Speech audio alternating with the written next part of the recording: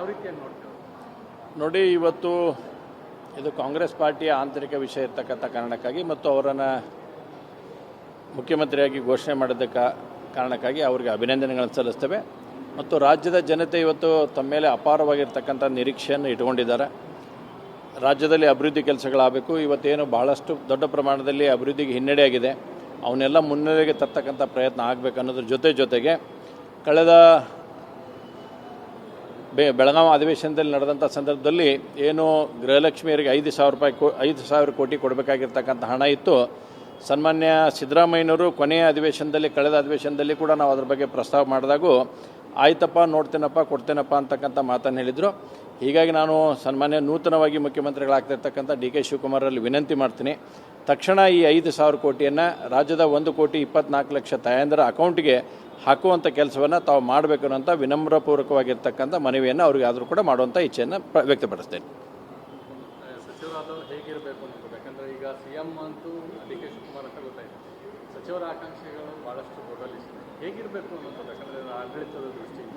ನೋಡಿ, ಇವತ್ತು ಇದು ಕಾಂಗ್ರೆಸ್ ಪಾರ್ಟಿಯ ಆಂತರಿಕ ವಿಷಯ ಆಗಿರ್ತ ಕಾರಣಕ್ಕಾಗಿ ನಾನು ಹೆಚ್ಚಿಗೆ ಮಾತಾಡೋಕ್ಕೆ ಇದರಲ್ಲಿ ಬರೋದಿಲ್ಲ. ಯಾಕಂದರೆ ಕಾಂಗ್ರೆಸ್ ಪಾರ್ಟಿಯ ಹೈಕಮಾಂಡ್ ಆಗಲಿ, ಕಾಂಗ್ರೆಸ್ ಪಾರ್ಟಿಯ ನಾಯಕರು ಇದರ ಬಗ್ಗೆ ಸಾಕಷ್ಟು ತೀರ್ಮಾನಗಳನ್ನು ತೆಗೆದುಕೊಳ್ಬೋದು. ಆದರೆ ಒಂದು ಜನತೆಯ ಇವತ್ತು ನಿರೀಕ್ಷೆ ಇದೆ, ಒಂದು ಒಳ್ಳೆಯ ಆಡಳಿತ ಕೊಡ್ತಕ್ಕಂಥ ಸಚಿವ ಸಂಪುಟ ಜಾರಿಗೆ ಆಗಬೇಕು, ಯುವಕರಿಗೆ ಒಂದಿಷ್ಟು ವಿಶೇಷವಾಗಿರ್ತಕ್ಕಂಥ ಆದ್ಯತೆಯನ್ನು ಕೊಡಬೇಕನ್ನತಕ್ಕಂಥದ್ದು ಎಲ್ಲರಿಗದೇ ಇದೆ.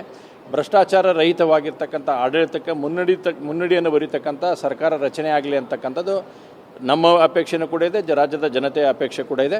ಇದಕ್ಕೊಂದು ಸ್ವಲ್ಪ ಆದರೂ ಕೂಡ ಒತ್ತು ಕೊಟ್ಟರಂತಂದರೆ ಒಂದು ಒಳ್ಳೆಯ ಆಡಳಿತನ ಕೊಟ್ಟರೆ ಮತ್ತು ರಾಜ್ಯದ ಅಭಿವೃದ್ಧಿ ದೃಷ್ಟಿಯಿಂದ ಏನು ಕಾರ್ಯಗಳನ್ನು ತೆಗೆದುಕೊಳ್ಬೇಕು. ಇವತ್ತು ಎಲ್ಲ ಸಂಪೂರ್ಣವಾಗಿ ಅಭಿವೃದ್ಧಿ ಅನ್ನೋದು ಕಂಪ್ಲೀಟ್ ಕುಂಠಿತವಾಗಿರ್ತಕ್ಕಂಥ ಸಂದರ್ಭದಲ್ಲಿ ನಿಮ್ಮ ಮೇಲೆ ಬಹಳ ಗುರುತರವಾಗಿರ್ತಕ್ಕಂಥ ಜವಾಬ್ದಾರಿ ಸನ್ಮಾನ್ಯ ಮುಖ್ಯಮಂತ್ರಿಗಳ ಮೇಲೆ ಬರುತ್ತೆ. ಅದನ್ನು ನಿಭಾಯಿಸ್ತಕ್ಕಂಥ ಶಕ್ತಿಯನ್ನು ಭಗವಂತ ಅವ್ರಿಗೆ ಕರುಣಿಸಲಿ ಅಂತೇಳಿ ಈ ಸಂದರ್ಭದಲ್ಲಿ ಹಾರೈಕೆಯನ್ನು ಕೂಡ ನಾನು ಹಾರೈಸ್ತೇನೆ.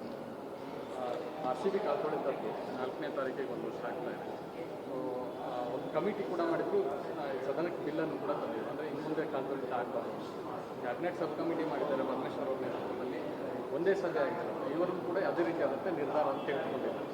ನೋಡಿ, ಕಳೆದ ವರ್ಷ 4ನೇ ತಾರೀಕಿಗೆ ಆಗಿರ್ತಕ್ಕಂಥ RCB ಕಾಲು ತುಳಿತದಾದಮೇಲೆ ಅದರಲ್ಲಿ ಯಾರು ತಪ್ಪಿತ್ತು ಅನ್ನೋಂಥದ್ದು ಮೇಲ್ನೋಟಕ್ಕೆ ಎಲ್ಲ ಸಾಬೀತಾದ ಮೇಲೆ ಕೂಡ ಇಲ್ಲ ಅಂತಕ್ಕಂಥ ಮಾತನ್ನು ಹೇಳಿದರು.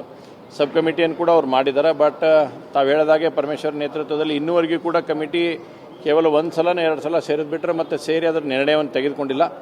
ಈಗಾದರೂ ಕೂಡ ತಕ್ಷಣ ಅದರ ಬಗ್ಗೆ ನಿರ್ಣಯವನ್ನು ತೆಗೆದುಕೊಳ್ಳುವ ಮುಖಾಂತರ ಹಿಂದಿನ ಸರ್ಕಾರದ ಏನು ತಪ್ಪುಗಳಿದ್ವು ಅವನು ಕೂಡ ಎತ್ತಿ ತೋರಿಸ್ತಕ್ಕಂಥದ್ದು ಅದರಲ್ಲಿ ಬರಬೇಕು. ಹಾಗೂ ಮತ್ತು ಮುಂದಿನ ದಿನಮಾನಗಳಲ್ಲಿ ಈ ರೀತಿಯಾದಂಥ ಅವಘಡಗಳು ಕರ್ನಾಟಕದಲ್ಲಿ ಸಂಭವಿಸಿದ ರೀತಿಯಲ್ಲಿ ಒಂದು ವ್ಯವಸ್ಥೆಯನ್ನು ಮಾಡ್ಕೊಳ್ಬೇಕನ್ನೋಂಥ ಆಗ್ರಹವನ್ನು ಸರ್ಕಾರಕ್ಕೆ ನಾವು ಮಾಡ್ತೇವೆ.